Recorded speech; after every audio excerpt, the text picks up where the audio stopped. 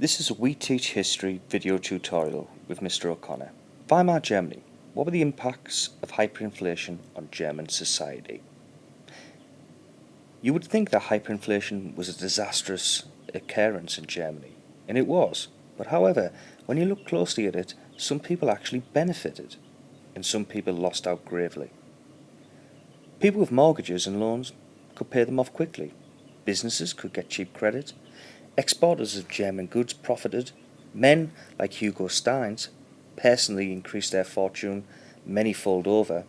However, bank savings were wiped out, and anyone on a fixed wage, such as a pensioner, suffered terribly.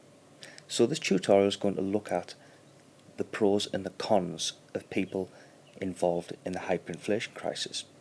Right, if you have a mortgage or a loan, it's fixed. You pay off, say, £200 a month.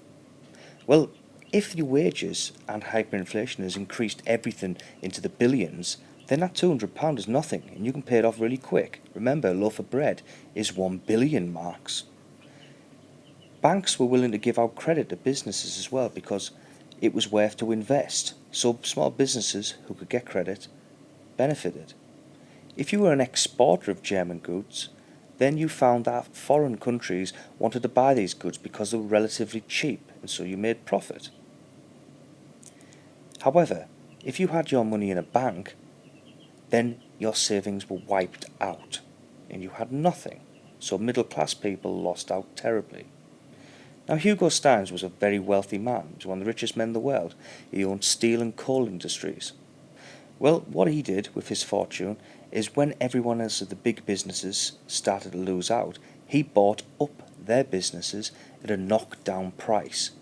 By the time the economy jumped back up in the mid-20s, Hugo Steins actually owned 20% of all German businesses.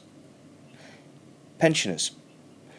If you're on a fixed pension, say you're getting, for instance, £10 a week, well, how's that £10 going to buy you a loaf of bread when it costs 1 billion marks a loaf of bread? So if your wages never increased with inflation, you lost out terribly.